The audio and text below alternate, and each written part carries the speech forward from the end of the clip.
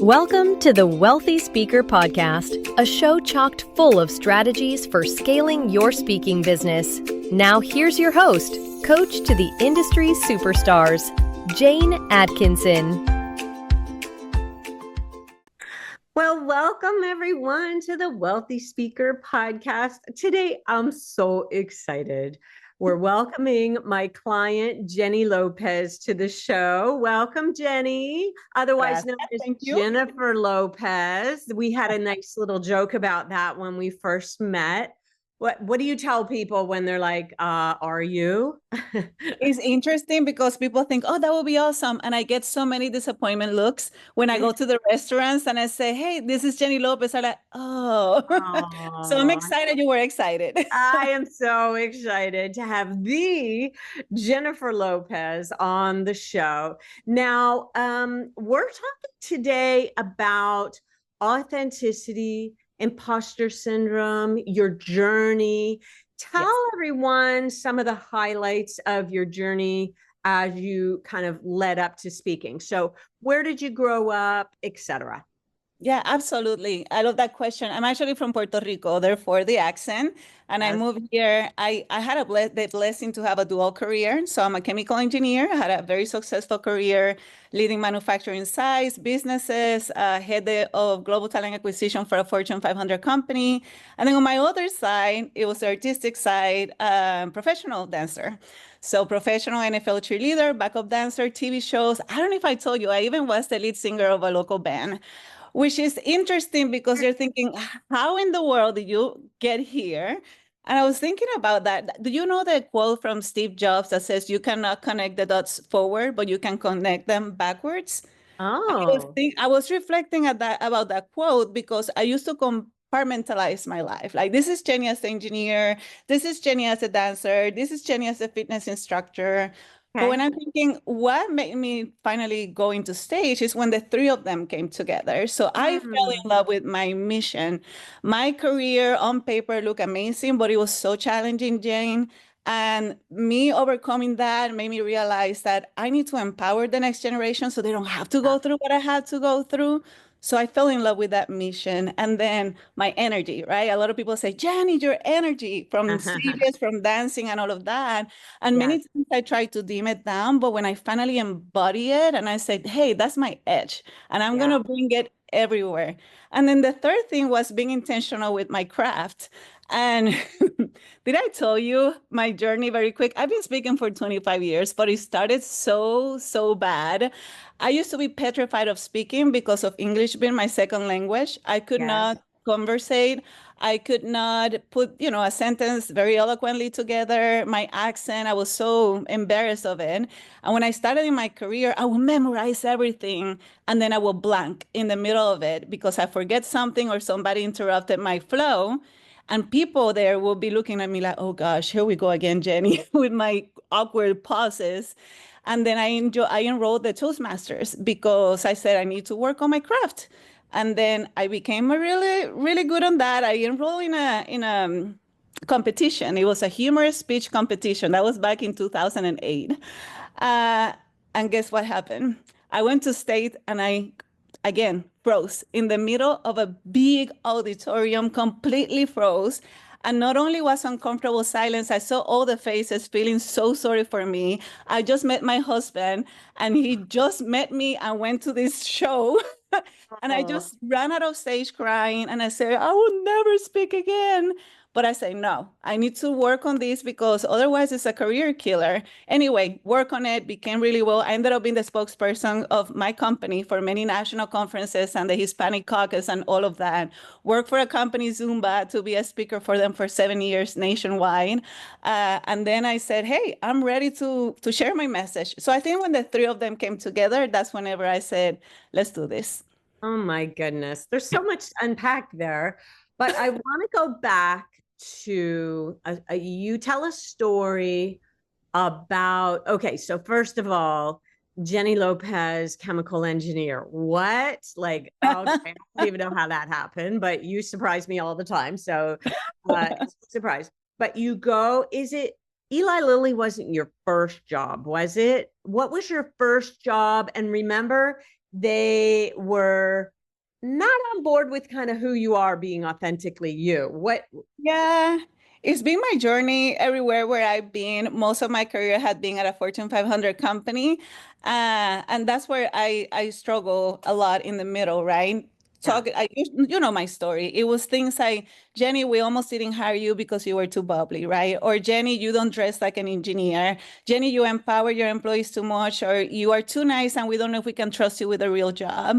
Mm, I actually had a senior scientist once telling me, hey, you just don't look smart. So you have to be careful with first impressions. So that constant feedback in different places where I work, different organizations, made me doubt myself. And I say, hey, the way I can succeed is by fitting in. If I fit in, then I have a chance to get to my goals. But when I did that, Jane, I lost myself. I lost my bubbliness. I lost the sparkliness. I lost my confidence, everything. mm, And my performance took a hit too. And then I said, Jenny, what are you doing? Because when you're your bubbly self, your energetic self, that's when people connect with you. And that's when yeah. you do your best work. So I Yeah. decided to say, hey, I may not have a role model now. Maybe I can become that role model, that you can be a mom, a female, a dancer, anything you want and still be Yeah. successful in your career. I love that. And when we first started talking, I Hmm. noticed some of your photography had like a sleeveless outfit on. And I was thinking to myself, oh gosh, I don't know if that's going to fly in corporate, but the message is to be Yes. your authentic self. So I said, Yes. okay, Jane, you need to back off on your own stereotypes that you have inside your own brain about Mhm. what is acceptable on a stage, about Mhm. what is acceptable in corporate. And maybe corporate needs to be a little bit more broad at just being inclusive of all different personalities. What do Yeah. you think about that? Yeah, absolutely. You know what is funny?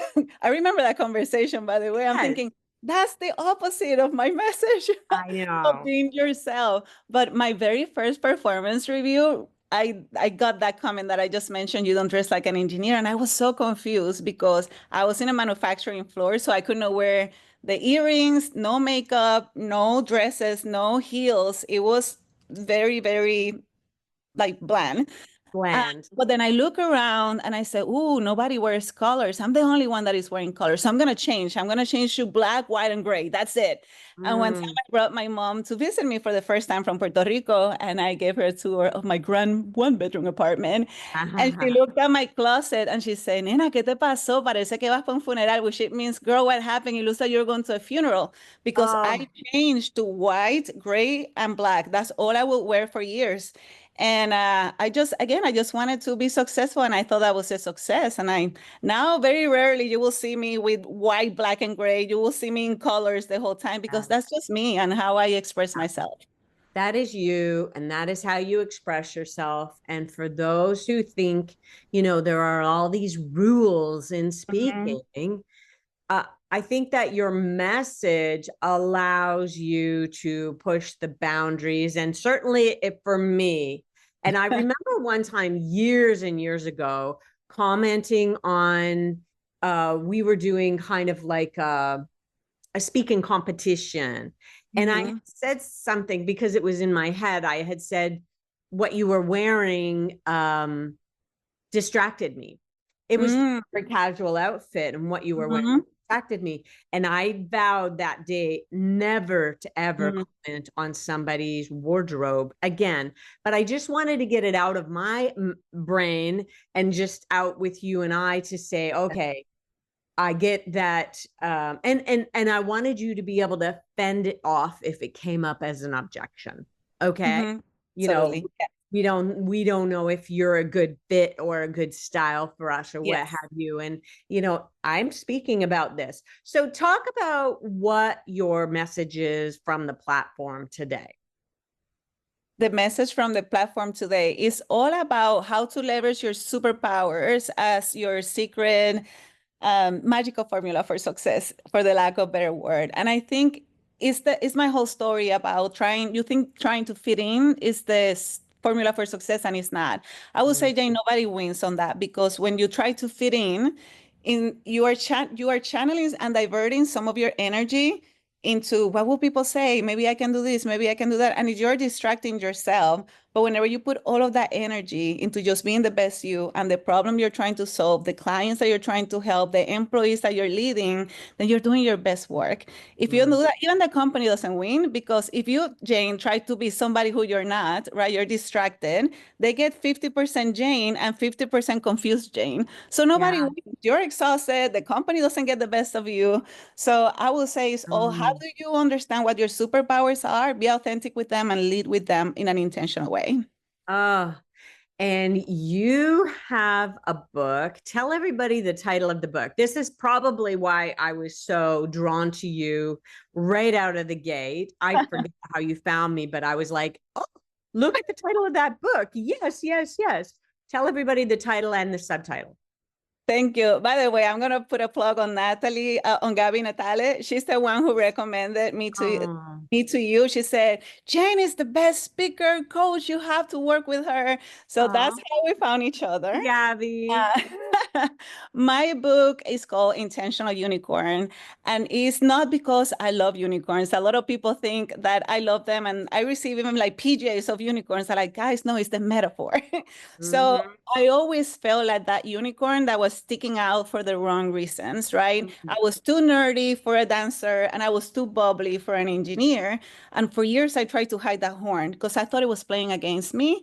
And when I realized that that horn was what made me me and made me shine, I embraced it and I was intentional with it. So that's why it's called Be a Unicorn, but be intentional with it.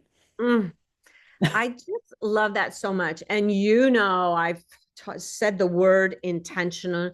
We want to be intentional with our thoughts. We want to be intentional with everything. And so what I'm hoping to do with this episode is encourage people to bring their whole selves with them on stage.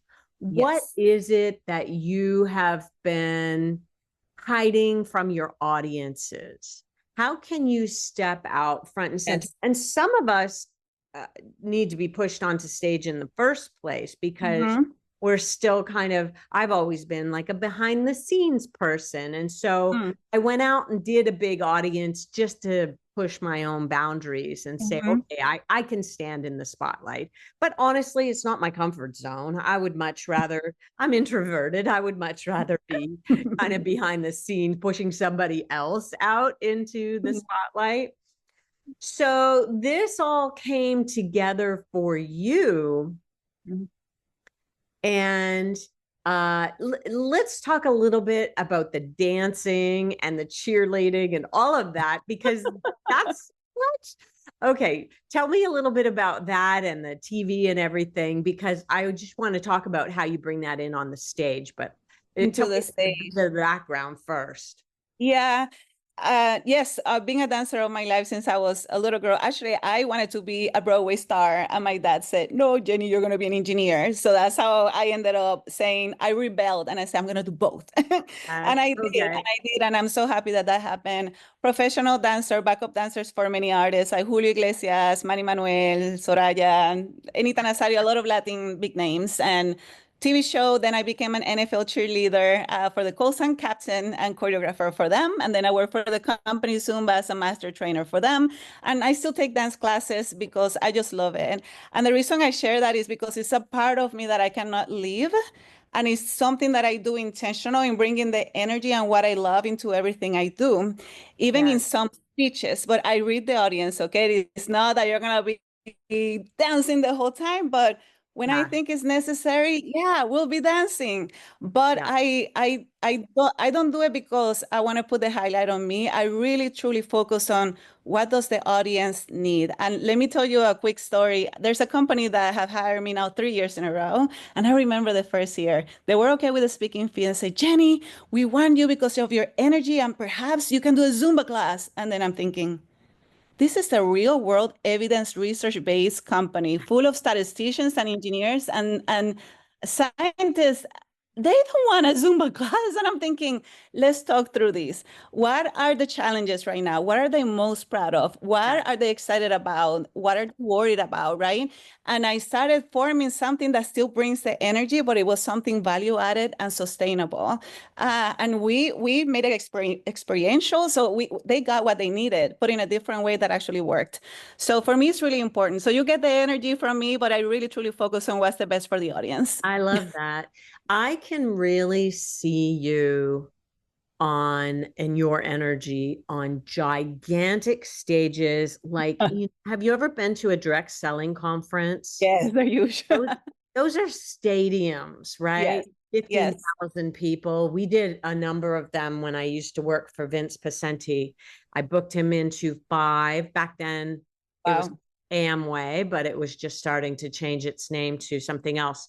And those events, people lined up for 3 hours to buy his product and talk to Vince. It was really crazy, but you could bring the energy to a stadium like that and really command that audience. I love that you told the story about freezing.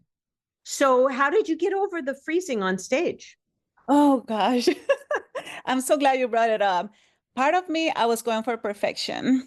And I'm going to memorize this and it's going to be perfect. And that's the worst thing you can do as a speaker, because it's not about you, it's about the audience. And when I started saying it's no lack of readiness, because I see also the speakers where I'm going to wing it. I don't wing it. I prepare because that's not fair for the audience. They are paying for you and what you are there to offer them. I prepare, but it's not that I memorize everything, right? Yeah. I prepare so I know the message in my heart. So whenever things happen, I can adapt and flow and still deliver an amazing experience. So when I realized it's not about me, it's about the audience, then perfect is not the thing. I did a speech in San Diego last year, and in the middle of it, I said a word, and Jane, everybody was looking at me with this face, like confused, like, huh? Like, what? And I said, I stopped myself because everybody was looking at me with that strange face. And I said, did I just make up a word? And 250 people are like, yes, you did. We all laughed. But you know what? People connect with realness, and that's my style. I'm very authentic. It's a conversation, and we go with it. I love that so much. And I want to throw out a tip for anybody who's had a bad day at the office, meaning a bad outing. And I've seen a few of my clients through this over the years. When you are starting to think about going out onto the stage, the time after the bad time, if you are thinking all about, oh no, I hope I don't do that. Oh no, I hope I don't, blah, blah, blah. All of the language starts with I. When you make it about them and be there to be of service to them, and the fact that there are going to be some people in that audience that really need to hear that message, you've just told me a perfect example of it. It really takes the onus off of you, and that's what you're there for anyway. Yes. I think sometimes our egos get in the way, right? And I don't mean this in a negative way. I just think that ego is easy to get in the way when it's easy to get full of ourselves when we are paid a lot of money and walking out onto stages. So we're here to say today, be authentic, be yourself, but hey, it's not about you anyway. Make it about them. It's about you being of service to them. So absolutely. I really like that. Okay. So if somebody is trying to feel their way into their authenticity, maybe they're suffering from imposter syndrome. What would your advice be? Because you are also a coach, and I think that you probably are an amazing coach. Yes. What would you coach your client if they were trying to really find their own place on the stage and they might be suffering a little bit from, well, who am I to tell them anything? Yeah, absolutely. That's a great question. And sometimes I avoid using the terminology imposter syndrome because I seen a lot of people using it as an excuse to play small, saying, oh, I have imposter syndrome, and because of that, da da da da. And honestly, it's self-doubt because you're going outside of your comfort zone and you're doing something new and you're growing. Okay, it's totally Mhm. normal. So the first thing I say is normal.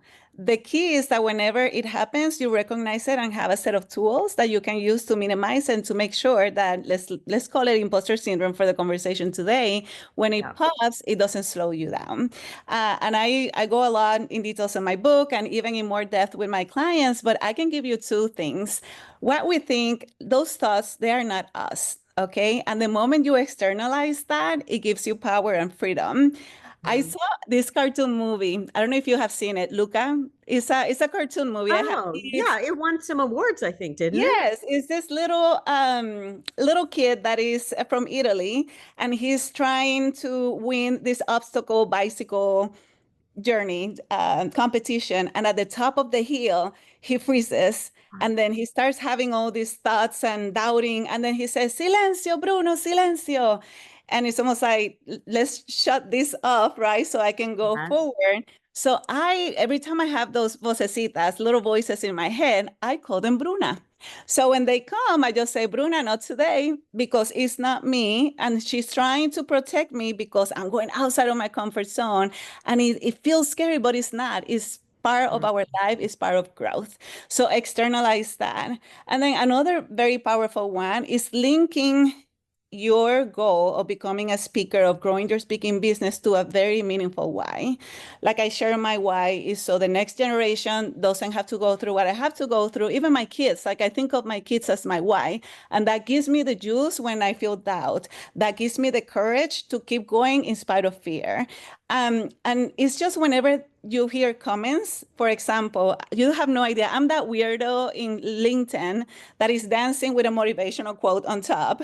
And I'm okay with it because dancing is my jam, it's part of who I am. And I get Yes. so many comments. This is not TikTok. What are you doing dancing? And Yeah. honestly, I just say, well, this is not for you. Keep scrolling. I don't say that, but I think that. Yes. But Yes. I'm Yes. it gives you confidence on what you're doing and why you're doing it. Same thing. I just actually posted about this today. I get many messages about, Jenny, you need to work on your accent. We offer these English classes that you will benefit. You will be a so much better speaker if you speak better English. And I say, no, thank you. I am more focused on the impact than in the right pronunciation. But those comments don't slow me down because I am so connected with my why that I don't let that bother me and my goal. So I'm thinking about LinkedIn. Mm-hmm. It's pretty ho-hum out there, isn't it? And uh, what if the speakers bureaus who are Mm-hmm. out there on LinkedIn see this and say, oh, hey, she's got some energy, she's got some personality. This is, I think actually it's going to make you stand out. And sure, Mm-hmm. you can also be on TikTok. And sure, you can also be on Instagram stories. But why not show people who you truly are and not necessarily muzzle yourself because you're on LinkedIn? Yes. Yes. And whenever you do it in an authentic way, right? It's not that, oh, she's dancing there, I'm gonna dance. No, that's my jam. What's your jam, right? What's your Yes. superpower? And live with that because it gives you that confidence to keep moving forward in spite Yeah. of, you don't get paused with the what will people think and Mhm. what I should behave this way to be accepted. No, this is me. And I know I've been impactful with how I'm doing things. I love that. Okay. So, final question. Mhm.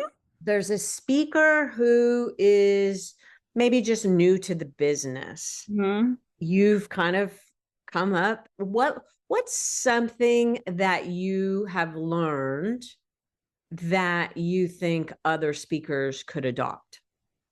Ooh, as they're growing their business. Yes.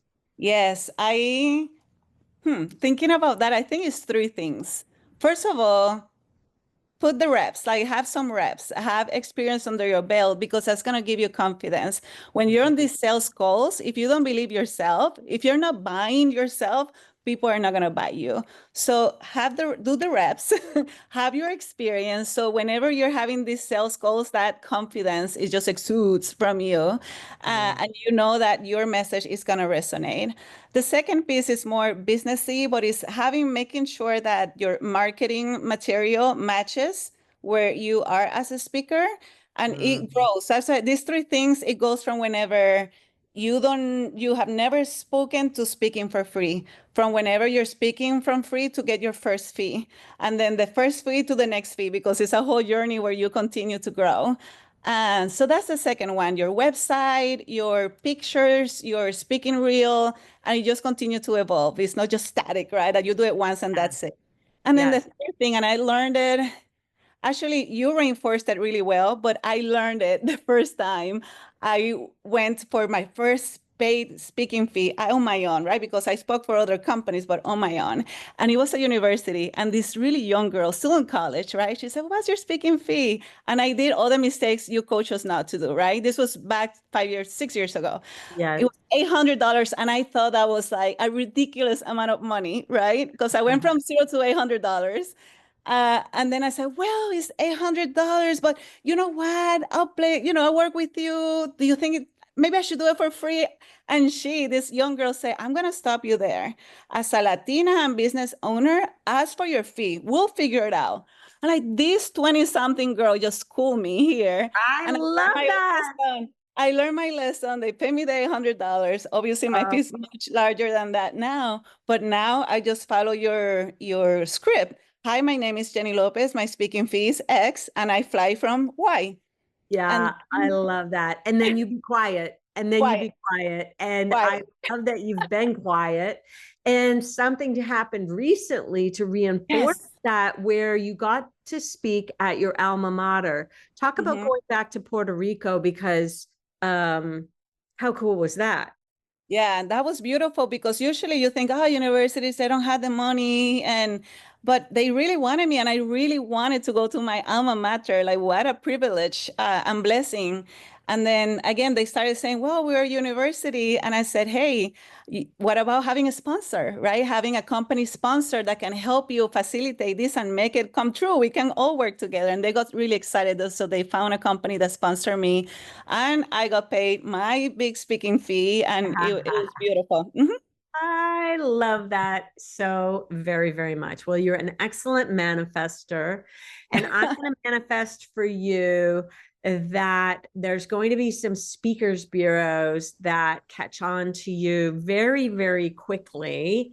And I think that is going to be a total game changer for you. So that's just a matter of time, Miss Jennifer López. So I am so excited. Thank you so much for having for being here, for sharing your ideas, for sharing your energy, and thank you for just being you and modeling what it looks like to be your authentic self.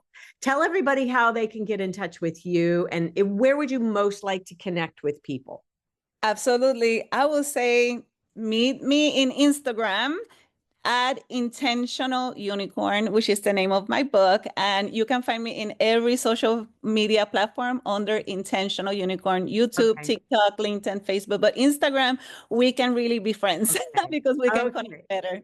I love that so much. Okay. I want to say thank you for showing up here today, authentically yourself. And I want to say thank you to our audience for listening. I appreciate you all so, so much. And if there's been something that's resonated, let me know. Jane@speakerlauncher.com. I would love to hear some feedback, and whether or not this information has touched you in a way that will allow you to be more of yourself on stage. All right. With that, we're going to say, see you soon, wealthy speakers. Bye for now, everyone. Thanks for listening to the Wealthy Speaker Podcast. If you need help scaling your speaking business, head over to speakerlauncher.com and chat with us.